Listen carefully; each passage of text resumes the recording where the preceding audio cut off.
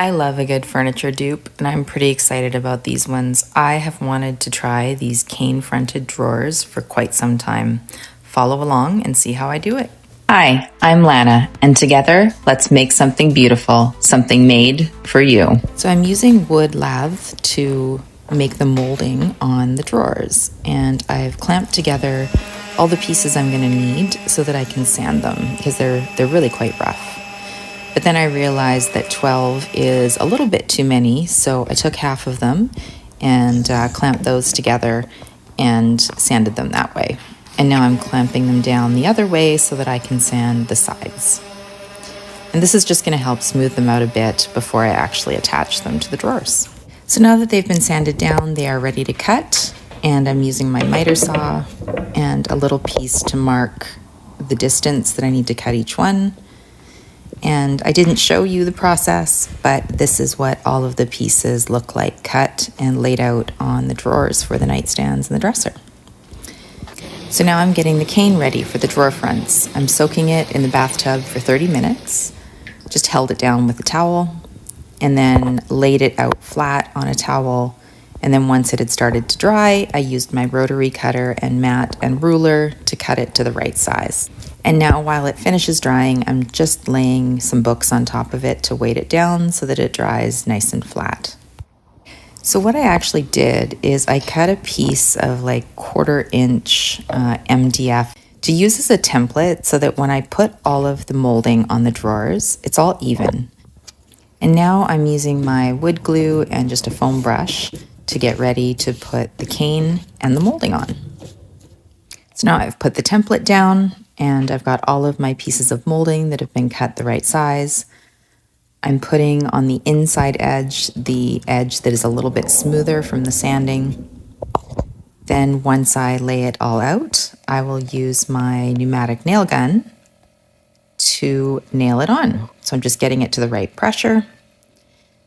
And then I turn it off, make sure that I've got nails in my nail gun, and just nail it in a few different places on the inside and the outside to make sure it's secure. And then pull out the template, and that's what it looks like. There were a couple nails that went through right on the edge, so I'm just pulling those out and then hammering the rest of them down smooth. Now I've used some wood filler to fill in all of the nail holes as well as just some of the spots that were uneven in the lathe. And once the wood filler is dried, I'm sanding it all down nice and smooth and then going back over the edges. And with the edges, what I'm doing is just sanding it all even now. So once they're all sanded down, I need to choose a stain for the molding. And I have tried a lot of different ones here. I've got them all on different pieces of lathe, and I'm just going to wait to see which one I like best. So now that they're all done and dried, I've put them next to the cane on the drawer, and I'm trying to decide which one I like. Most of them are too dark or too light, but most of them are too dark actually. And it comes down to the Algonquin wash as usual. Now I'm using a foam brush to brush it on to the drawers, the molding that I added, as well as the edge of the drawer that I sanded down. And just in case, I've put the template that I used for the molding inside so that I don't get any of the wash on the cane.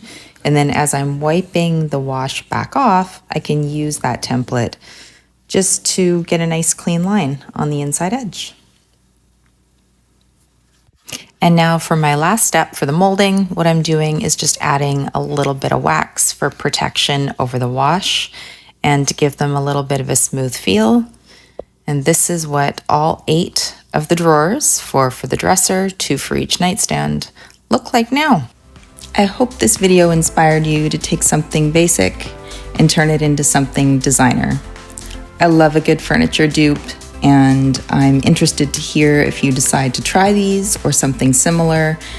If you enjoyed this one, take a look at my channel. There may be more that you're interested in seeing. Thank you so much for watching, and please don't forget to subscribe.